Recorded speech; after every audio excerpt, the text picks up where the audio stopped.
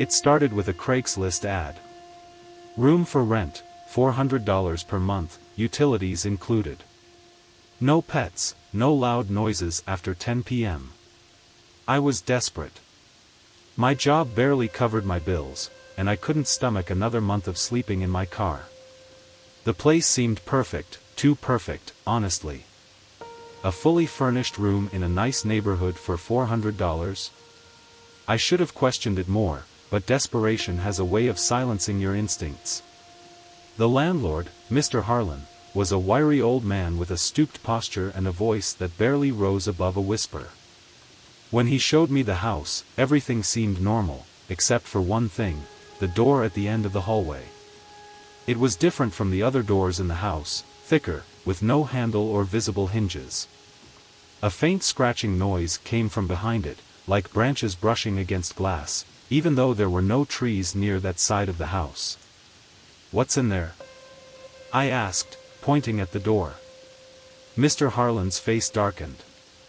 "That's not your concern. The rent is cheap for a reason. Don't go near it, don't touch it, and above all, don't listen to it." I should have walked away right then, but I didn't. I moved in the next day. The first few nights were quiet. The house was eerily silent, but I chalked it up to Mr. Harlan being old and reclusive. The door at the end of the hallway didn't bother me much, until the fourth night. That was the first time I heard the whispering. At first, I thought it was Mr. Harlan talking to someone, but when I crept out of my room, I realized it was coming from the strange door. The whispers were soft and rhythmic, like a lullaby sung in a language I didn't understand. I pressed my ear to the door, and for a moment, the whispers stopped. Then, clear as day, I heard my name. "Michael." I stumbled back, heart pounding.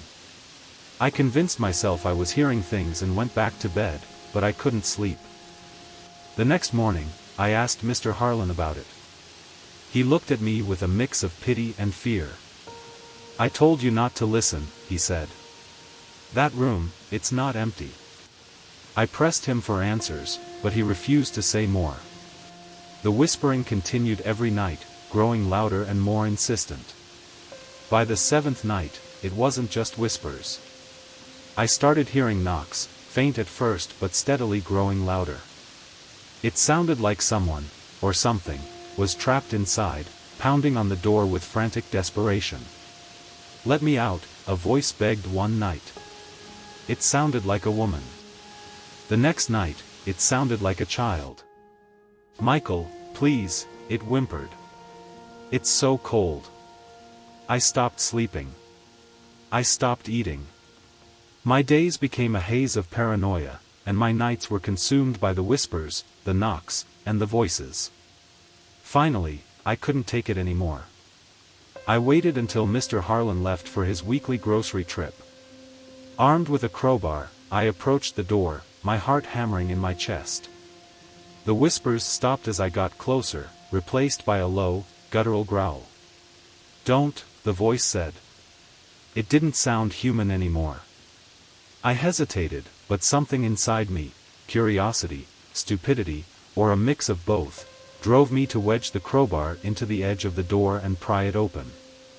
The moment the door cracked open, the lights in the house flickered and went out.